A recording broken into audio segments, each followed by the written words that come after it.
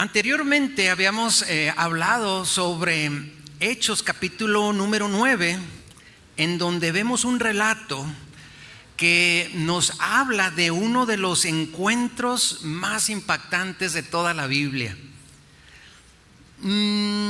Saulo de Tarso, un hombre celoso de la ley y enemigo declarado de la iglesia, él se dirigía camino a Damasco con un objetivo claro, y el objetivo era arrestar a los seguidores de Jesús. Sin embargo, en ese camino ocurrió algo inesperado. El Señor Jesucristo personalmente se le apareció y le confrontó con una pregunta que cambió su vida. Y esta pregunta fue la siguiente: Saulo, Saulo, ¿por qué me persigues? Ese fue un encuentro sin lugar a dudas poderoso, pero no fue el final de la historia. Fue apenas el inicio de un proceso. Dios no solo quería detener a Saulo, Él quería transformarlo, restaurarlo y prepararlo para una misión extraordinaria. Y hoy veremos lo que sucedió después de ese encuentro. Cómo es que Saulo llegó a... cómo Dios comenzó su restauración y cómo inició un proceso que lo llegaría a convertirse en el gran apóstol de los gentiles. Vamos a Hechos capítulo 9, pero ahora versículos 8 al 15, que dice de la siguiente manera: Entonces Saulo se levantó de tierra y abriendo los ojos no veía a nadie. Así que llevándole por la mano, le metieron en Damasco, donde estuvo 3 días sin ver y no comió ni bebió. Vamos un poco más adelante. Había entonces en Damasco un discípulo llamado Ananías, y un poco más adelante dice: el Señor le dijo: ve, porque instrumento escogido me es este para llevar mi nombre en presencia de los gentiles. Bueno, quiero hablar en primer lugar sobre el inicio de un proceso. Después de un encuentro con Cristo, Saulo, dice la Biblia, que él quedó ciego. El hombre que pensaba que veía con claridad espiritual, ahora no podía ver absolutamente nada. Y aquella ceguera no era solamente física, también era un símbolo de una condición espiritual anterior. La Biblia dice que lo llevaron entonces a ese gran hombre, ¿verdad?, perseguidor de la iglesia. Lo llevaron de la mano hasta Damasco. Y esto debió haber sido algo profundamente humillante para alguien que había salido con autoridad y con poder para perseguir a los cristianos. Entonces durante 3 días permaneció sin ver. También la Biblia dice que sin comer y sin beber. Seguramente esos días fueron un tiempo de quebrantamiento, de reflexión y de oración. Saulo seguramente empezó a recordar las escrituras que había estudiado toda su vida, porque él las conocía desde luego, y empezó a comprender que Jesús realmente era el Mesías prometido, ese Jesús con el cual él había tenido un encuentro. Este proceso refleja una verdad espiritual que encontramos también en el libro de los Salmos capítulo 51, versículo 17, que dice: al corazón contrito y humillado no despreciarás tú, oh Dios. Entonces, mientras Saulo estaba en ese proceso, Dios tuvo que seguir trabajando en el mismo asunto de otra manera. Y fue así que Dios habló a un discípulo llamado Ananías. Aunque Ananías sabía quién era Saulo, y desde luego Ananías temía por su propia vida, él decidió obedecer al Señor. Él recibió una indicación de Dios y él decidió obedecerle. Entonces, cuando Ananías llegó a donde estaba Pablo, puso sus manos sobre él y le dijo: hermano Saulo, el Señor Jesús me ha enviado para que recibas la vista y seas lleno del Espíritu Santo. En ese momento dice la Biblia que algo cayó de sus ojos como escamas, y en ese momento fue que recobró la vista. Pablo fue bautizado y comenzó de ese momento una nueva etapa en su vida. Lo más sorprendente es que en cuanto él, ¿verdad?, es bautizado, recibe la sanidad de su vista, él comenzó a predicar que Jesucristo es el Hijo de Dios. El perseguidor ahora proclamaba la misma fe que antes combatía. Por eso el título de esta predicación le he puesto de enemigo a instrumento. Y qué bendición y qué palabra tan gloriosa vemos en la vida del apóstol Pablo. Lo segundo que quiero hablar es más que una historia del pasado. Miren, las historias bíblicas no solo narran hechos, también revelan cómo Dios actúa en la vida de las personas. De antemano todos nos podemos sentir de una u otra manera identificados con el apóstol Pablo, que antes estando perdidos, que antes estando perdidos en nuestros delitos y pecados, el Señor viene, nos toca, nos levanta y nos da un sentido a nuestra vida. Entonces, cuando nosotros analizamos el proceso de Pablo, podemos descubrir principios espirituales profundos que siguen siendo aplicables el día de hoy. Dios sigue transformando vidas, formando carácter y preparando a las personas para cumplir su propósito. Por eso, lo que ocurrió con Pablo no es solo una historia del pasado, es también una enseñanza para nuestro presente. Me gustaría que viéramos algunos principios importantes que podemos extraer de este relato.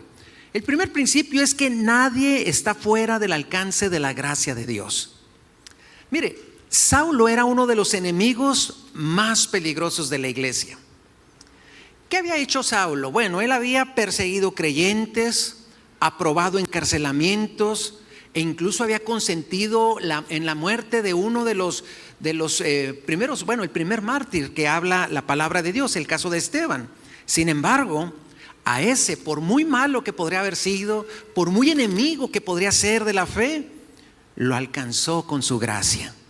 Y esto que confirma lo que el mismo Pablo enseña en 1 Timoteo capítulo 1, versículos 15 y 16, donde él escribe de sí mismo. Vamos a verlo primero a Timoteo capítulo 1, versículos 15 y 16, dice: palabra fiel y digna de ser recibida por todos, que Cristo Jesús vino al mundo para salvar a los pecadores. Y miren lo que dijo él: de los cuales yo soy el primero, pero por eso fui recibido a misericordia, para que Jesucristo mostrase en mí el primero toda su clemencia, para ejemplo de los que habrían de creer en él para vida eterna. Entonces su vida se convirtió en una demostración de que la misericordia de Dios puede alcanzar inclusive a los más alejados. ¿Cuántos de ustedes estaban en una condición parecida a esta? O también, ¿cuántos de ustedes tienen tiempo orando por alguna persona que pareciera inalcanzable? Es que mi hijo nunca va a venir a la iglesia a acompañarme y sobre todo, más que venir a la iglesia, rendir su vida a Cristo. Es que algún pariente probablemente lo veo tan difícil que él pueda arrepentirse de sus pecados. Cuando vemos historias como esta, podemos ver que el Señor puede tocar a cualquier persona y hacer que la persona sea regenerada. Este principio nos enseña, por lo tanto, que no debemos perder la esperanza por alguien. ¿Cuántos de ustedes han estado orando por alguna persona por muchos años? No pierda la esperanza. Dios puede transformar incluso las vidas más endurecidas. Yo todavía recuerdo, ¿verdad?, cuando mi mamá se convirtió a Cristo, se encontró a su propio Saulo de Tarso en la casa, ¿verdad?, que era mi papá. Mi papá era el Saulo de Tarso de casa. ¿Por qué? Porque aunque no había violencia, no le permitía ir a muchas actividades en la semana. Y cuando mi mamá iba el domingo, mi papá se ponía más duro y decía: ¿por qué no vienes temprano? ¿Por qué no hay nada de comer? ¿Por qué? Etcétera, ¿verdad? Siempre trataba de poner estorbo, trataba de poner tropiezo. Pero al poco tiempo ese Saulo de Tarso cambió, ¿verdad? El Señor su corazón, y después, ahora, eran otro tipo de peleas. Ahora la pelea: ándale, alístate para irnos a la iglesia. La verdad es que Dios puede hacer una transformación poderosa en las vidas. Segundo principio es que el encuentro con Cristo inicia un proceso de transformación. La conversión de Pablo fue un momento poderoso. fue algo que pudimos ver que fue de inmediato. Tuvo un encuentro con Cristo, oraron por él, le dio una palabra de su destino, qué sería su propósito en la tierra. Pero la formación de Pablo continuó no 1 ni 2, sino varios años de su vida. En Gálatas capítulo 1, versículos 17 y 18, Pablo explica que después de su conversión pasó tiempo en Arabia y luego regresó a Damasco antes de comenzar plenamente su ministerio. Dios estaba formando su carácter, profundizando su comprensión del evangelio y preparándolo para la misión que él tendría más adelante. Esto coincide con el principio espiritual que encontramos en Filipenses capítulo 1, versículo 6, que dice: estando persuadido de esto, que el que comenzó en vosotros la buena obra, la perfeccionará hasta el día de Jesucristo. El Señor está perfeccionando en cada uno de nosotros su obra. El Señor está trabajando en nuestras vidas. El Señor sigue trabajando en nuestro carácter. Por lo tanto, la vida cristiana no debe de ser un evento aislado. Recuerdo aquel día que sentí la presencia de Dios. No, eso solamente debe de ser el inicio, ¿verdad?, de una nueva etapa, porque debe de ser un proceso continuo de transformación. Así debe de ser la vida cristiana, no ir hacia atrás, sino ir adelante. Por eso la Biblia dice que la senda de los justos es como la luz de la aurora, que va en aumento hasta que el día es perfecto. Tercer principio: Dios usa personas comunes para cumplir sus planes. Ananías aparece brevemente en la historia. No se sabe mucho de este Ananías, pero su papel fue fundamental. Él era un discípulo fiel, pero él no era un líder famoso. Sin embargo, Dios lo eligió a él para que él orara por Pablo y ser parte del comienzo de su ministerio. Esto nos recuerda una verdad que aparece repetidamente en las Escrituras: Dios usa a personas disponibles. Como dice 1 Corintios 1:27, Dios escoge a lo débil de este mundo. ¿Para qué? Para avergonzar a lo fuerte. No se trata de ser muy capacitados nosotros, de ser fuertes en el sentido humano. Dios a cualquier vaso disponible lo puede usar. Por eso la obediencia de Ananías cambió la historia. Si hemos sido bendecidos por el ministerio de Pablo, si hoy podemos estar recordando lo que Dios hizo a través de él, o leer muchas de las cartas que Dios le inspiró, mucho tiene que ver ahí Ananías, que estuvo dispuesto a orar por él. Por lo tanto, gracias a esta disposición de Ananías, Pablo fue restaurado y comenzó su camino ministerial. Nunca debemos subestimar lo que Dios puede hacer a través de una obediencia sencilla. Y tenemos el siguiente principio: el propósito de Dios puede cambiar completamente nuestra dirección. Saulo salió hacia Damasco con la intención de destruir la iglesia, pero salió de allí predicando el evangelio. Imagínense, sale Pablo, voy a encontrarme con cristianos para llevarlos presos. Y cuando llega a su destino final, ya era un cristiano más. Dios redirigió completamente su vida. Y a veces nosotros podemos tener planes, a veces nosotros podemos tener anhelos y aún buenas intenciones, y el Señor puede cambiar esa intención. Yo cuando recién me entregué al Señor, empecé a servir en la iglesia, y en la iglesia me involucré en el grupo de alabanza. Y uno de los grandes anhelos era para mí convertirme en un ministro de alabanza que pudiera ser de bendición a varios lugares. Y la verdad tenía algunas metas como músico. Yo quería crecer, yo quería hacer muchas cosas, cuando el Señor de repente lo que hizo fue darme un llamado al pastorado. Si ustedes me preguntan que si me gusta la música, me gusta la música, disfruto la música, me gusta tocar instrumentos, pero la verdad no se compara, ¿verdad?, el hecho de tocar un instrumento con la asignación que yo siento que el Señor me dio, como es enseñar y predicar su palabra. Es decir, el Señor cambia a veces anhelos y los transforma, y no es una carga. Porque si ustedes me dicen, ¿qué prefiere, un púlpito o un bajo? o un púlpito y un teclado, yo escojo el púlpito, ¿verdad? Creo que es la asignación que Dios me dio y ahora mi pasión es diferente, la pasión que Dios ha sembrado en mi corazón, por eso no lo hago como carga. Pero cada uno de nosotros teníamos tal vez buenas intenciones, algunos deseos, y estando en el Señor nos dice, no, está bien eso, pero es por acá, yo te quiero usar de esta manera, y el Señor puede redirigir el propósito de nuestra vida. Pablo mismo reconocería este llamado especial en Romanos capítulo 11 versículo 13, donde él mismo se describe como el apóstol para los gentiles. Esto nos enseña que cuando Dios interviene en una vida, puede cambiar completamente su destino. Bueno, yo quiero hablar de 4 verdades para aplicar a nuestra vida, porque después de ver estos principios, es importante preguntarnos, ¿qué significa este relato que hemos aprendido el día de hoy? La vida de Pablo nos muestra que la gracia de Dios sigue actuando de maneras poderosas. Él continúa llamando, pero no solamente llama, Él también restaura. Y no solamente restaura, también prepara a personas para que cada uno de nosotros podamos cumplir su propósito de muchas maneras, unos de una forma, otros de otra. Él continúa entonces haciendo la obra en medio de nosotros. Y es por eso que por todo lo aprendido hasta aquí me gustaría darle 4 verdades para aplicar en nuestra vida diaria. Verdad número 1, Dios puede transformar nuestro pasado en un propósito.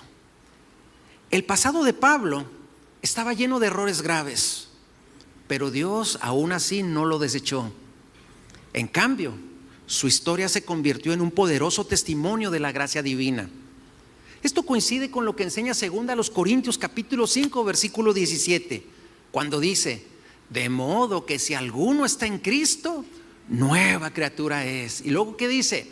Las cosas viejas pasaron, he aquí, todas son hechas nuevas. Por lo tanto, nosotros podemos sentirnos identificados, ya que Dios no solamente perdona el pasado, sino que Él puede usar el pasado para glorificar su nombre. ¿Cuántos de nosotros podemos sentir que hemos cometido muchos errores en el pasado y aún estar viviendo inclusive consecuencias de errores cometidos en el pasado? Probablemente todos. Pero Dios, a pesar de nuestro pasado, Él restaura nuestras vidas y cumple su propósito en nosotros de tal modo que nos usa, no, ¿verdad?, atados al pasado como una herida, sino que usa nuestro pasado como un testimonio para la gloria de Él. Segunda verdad, Dios muchas veces nos detiene antes de enviarnos. Los 3 días de ceguera de Pablo fueron un tiempo de pausa espiritual. Y Dios a menudo utiliza temporadas de silencio, o tal vez temporadas de espera, o tiempos de dificultad, con la finalidad de preparar a sus siervos. ¿Cuántas veces nosotros hubiéramos querido hacer algo y el Señor nos va diciendo, tranquilo, espera, no es por ahí? Y este principio aparece también en la vida de muchos personajes bíblicos. Por ejemplo, Moisés. Dios lo llevó al desierto antes de poder liderar al pueblo de Israel.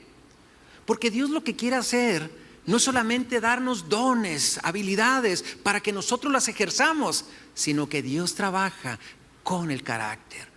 El carácter nuestro tiene que ser formado, o más bien, el carácter de Cristo tiene que ser formado en nosotros. Y Dios muchas veces nos va a llevar por la escuela del dolor, por la escuela de la espera, por la escuela de la provisión, por la escuela de ver la gracia y el favor de Dios. Por lo tanto, hermanos, muchas veces tendremos que entrar a esta escuela para ser preparados en el corazón antes que el Señor nos confíe grandes responsabilidades. Tercer verdad, la obediencia de una persona puede impactar profundamente la vida de otra. Ananías probablemente nunca imaginó que su obediencia influiría en la vida del futuro apóstol Pablo. Pongámonos un poco ahora sí que en las sandalias de Ananías. Ananías está muy quitado de la pena, un buen cristiano y todo, de repente recibe, ¿verdad?, una palabra de Dios que le dice, Ananías, quiero que ores por alguien. Amén, Señor, aquí estoy, yo voy a orar. Sí, es por Saulo de Tarso. ¿Se puede usted imaginar el que mataba cristianos o el que perseguía cristianos? Entonces Ananías le dice, bueno, o sea, yo sé lo que él hace, yo sé lo que él representa. Sí, le dice Dios, sí, quiero que ores por él, porque instrumento escogido me es este. Entonces yo me acuerdo, yo puedo entonces comprender que Ananías tal vez dice, ok, sí voy, Señor. Bueno, dije en inglés, pero mejor en griego. Amén, amén, ¿verdad? Dijo.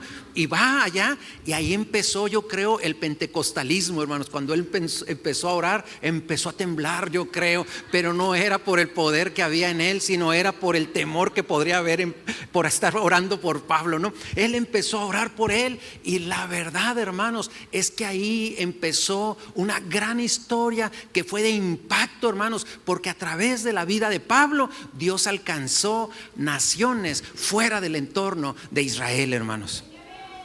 La fidelidad fue clave, la fidelidad de Ananías fue clave en este momento.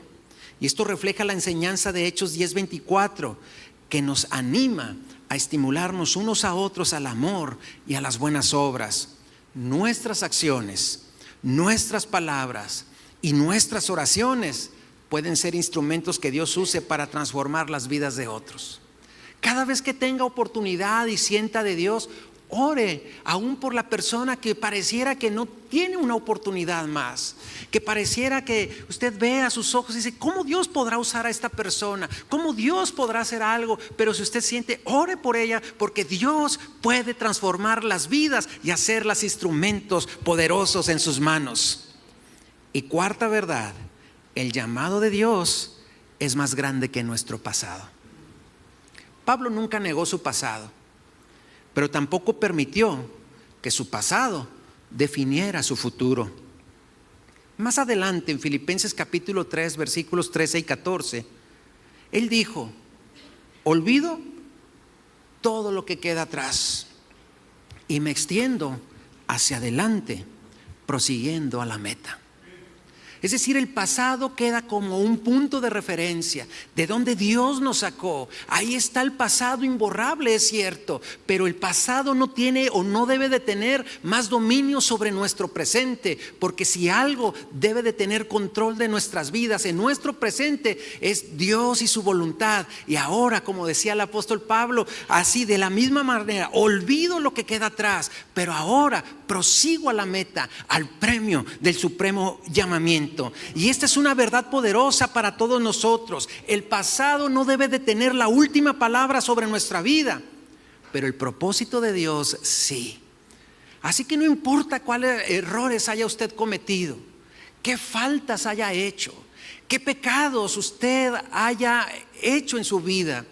Si hoy usted entrega su vida al Señor, dedica su vida a Él, vive para Él, Él traerá a su vida y a su corazón un presente que proyectará un futuro en Dios. Es por eso que me gustaría ir concluyendo diciendo que la historia de Pablo es una de las transformaciones más extraordinarias de toda la Biblia. Un perseguidor que se convirtió en predicador. Un enemigo de la iglesia que llegó a ser uno de los más grandes apóstoles. Para mí es el hombre después de nuestro Señor Jesucristo más influyente del Nuevo Testamento. Pero este cambio no ocurrió de manera instantánea. Hubo un proceso. Y el proceso fue un encuentro con Cristo, un quebrantamiento, restauración, formación y finalmente un envío. Así trabaja Dios. Él encuentra a las personas en el camino de su vida, las confronta con su verdad, las restaura con su gracia y luego las prepara para cumplir su propósito. Y si Dios pudo transformar a Saulo de Tarso en el apóstol Pablo, Él también puede transformar cualquier vida el día de hoy, porque cuando Cristo entra verdaderamente en el corazón de una persona, su historia cambia. La historia debe de cambiar. No podemos ser los mismos. La vida cambia, su dirección cambia y su propósito eterno comienza. ¿Cuántos dicen amén? ¿Cuántos transformados al puro estilo del apóstol Pablo en mayor o menor, bueno, más bien en menor proporción, estamos aquí? Amén. Gracias a Dios por ello. Póngase de pie, por favor.